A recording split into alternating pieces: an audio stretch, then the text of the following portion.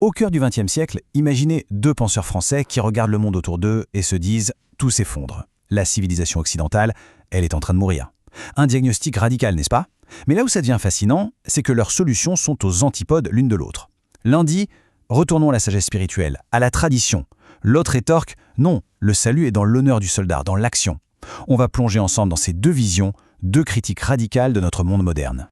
Et si tout ce qu'on nous a appris sur la démocratie, le fameux gouvernement du peuple par le peuple, n'était au fond qu'une immense illusion? C'est une question qui dérange, hein? Eh bien, c'est précisément le point de départ, l'idée explosive qui anime nos deux penseurs. Alors, qui sont-ils, ces deux intellectuels? D'un côté, on a Maurice Bardèche, un essayiste politique. Et de l'autre, René Guénon.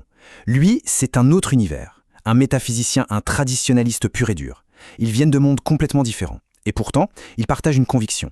Le monde moderne, tel qu'il est, doit être rejeté, en bloc. Et ils ne se contentent pas de critiquer, non. Ils proposent des alternatives, et vous allez voir, elles sont pour le moins radicales. Première étape de notre exploration, leur critique du monde moderne. Parce qu'avant de proposer des solutions, il faut bien s'entendre sur le problème. Et pour eux, le diagnostic est sans appel. L'Occident est en pleine décadence. C'est une crise profonde, une crise de civilisation. Alors commençons par René Guénon. Pour lui, où se trouve le cœur du problème? Eh bien, il pointe du doigt une chose en particulier, la démocratie. Pour Guénon, l'idée même de démocratie est une illusion, une erreur fondamentale. C'est une idée assez vertigineuse quand on y pense. Guénon nous dit en gros « attendez une minute, le peuple qui se gouverne lui-même, c'est une contradiction dans les termes. Pour lui, c'est une impossibilité logique. Le gouvernant et le gouverné ne peuvent pas être la même personne, c'est aussi simple que ça. Donc, tout le concept s'effondre, c'est un leurre. » Et le suffrage universel alors? Le vote? Pour Guénon, c'est l'outil parfait pour entretenir cette illusion. On donne l'impression aux gens, à la masse, qu'ils ont le pouvoir, qu'ils décident de leur destin. Mais en réalité, pendant ce temps, le vrai pouvoir, il est ailleurs.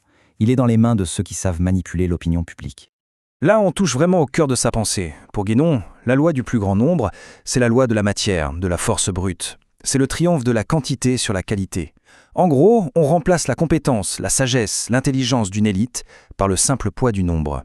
C'est ce qu'il appelle le règne de la quantité. Et pour lui, c'est un monde à l'envers, le renversement total de l'ordre normal. Bon, critiquer c'est une chose, mais que propose-t-il à la place? Si la démocratie est une impasse, quelle est l'alternative selon Guénon? Sa réponse, c'est un retour en arrière. Ou plutôt, un retour vers le haut, vers une société traditionnelle basée sur une hiérarchie sacrée. Et pour structurer sa société idéale, il va puiser son inspiration très loin, notamment dans la tradition hindoue. Il y a deux pôles. Tout en haut, l'autorité spirituelle, les brahmanes. Eux, ce sont les gardiens du savoir, des principes éternels. Et en dessous, il y a le pouvoir temporel, les kshatriyas, les guerriers, les rois, les dirigeants. Ceux qui agissent, mais toujours sous la direction de l'autorité spirituelle. Voilà à quoi ressemble l'ordre traditionnel, le monde à l'endroit, selon Guénon. C'est simple. L'esprit guide la main. L'autorité spirituelle, en haut, définit les grands principes, la vision. Et le pouvoir temporel, en bas, se charge de les appliquer dans le monde concret, dans l'action. Pour lui, c'est la seule hiérarchie juste et légitime. Et le monde moderne alors? Eh bien, il a tout mis sens dessus-dessous. C'est l'inversion totale. C'est le pouvoir temporel, la politique, l'économie, l'armée qui a pris le contrôle de tout. L'autorité spirituelle, elle, a été mise de côté, ignorée, ou pire encore, elle est devenue une simple servante du pouvoir matériel. Et voilà pour Guénon, la racine de la crise. C'est cette inversion fondamentale. La solution de Guénon est donc limpide. Il faut en finir avec ce règne de la quantité. Il faut restaurer une véritable élite. Mais attention, pas une aristocratie de l'argent ou du sang, non, une aristocratie de l'intellect, de l'esprit. Une élite qui a le droit de gouverner non pas parce qu'elle a été élue, mais parce qu'elle est connectée à une vérité supérieure. Ok, on a bien compris la vision de Guénon. Maintenant, changeons complètement de registre. Face au même constat de décadence, Maurice Bardèche lui propose une voie totalement différente. Fini la métaphysique, les castes spirituelles. Pour Bardèche, le salut ne vient pas du ciel, mais de l'action, d'un code de l'honneur bien terrestre. Bardèche, il a les pieds sur terre. Ses modèles, ce ne sont pas les prêtres ou les sages, ce sont les soldats, les pionniers. Il s'inspire de ces vertus primordiales, celles qu'on trouve chez les bâtisseurs, chez ceux qui se battent et qui prennent des risques. Et quelles sont ces vertus? Courage, discipline, esprit de sacrifice, loyauté, solidarité, désintéressement. On voit bien que ce ne sont pas des concepts abstraits. Ce sont des qualités d'action, des vertus presque militaires. Pour Bardèche, c'est ça le socle de la nouvelle élite. C'est l'antidote parfait à la mollesse de la vie bourgeoise qu'il méprise.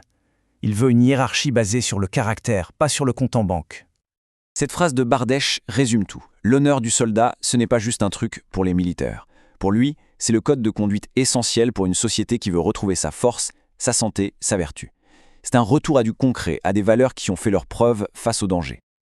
Alors, récapitulons. On a deux visions de l'ordre, deux réponses à la crise du monde moderne. Il est temps de les mettre côte à côte pour voir à quel point tout les oppose. Le choc est frontal, n'est-ce pas? D'un côté, Guénon. L'autorité vient d'en haut, du savoir métaphysique. Son élite, c'est une caste spirituelle. Ses valeurs, la hiérarchie, la tradition. Son ennemi, le règne de la quantité. De l'autre, Bardèche. L'autorité vient de l'action, de la vertu martiale. Son élite, c'est un ordre de soldats. Ses valeurs, l'honneur, la discipline. Son ennemi, la vie bourgeoise, la décadence. Vraiment, ce sont deux mondes, deux projets de société totalement incompatibles. Ces pensées datent, elles ont presque un siècle. Et oui, elles peuvent sembler extrêmes, peut-être même choquantes pour certains.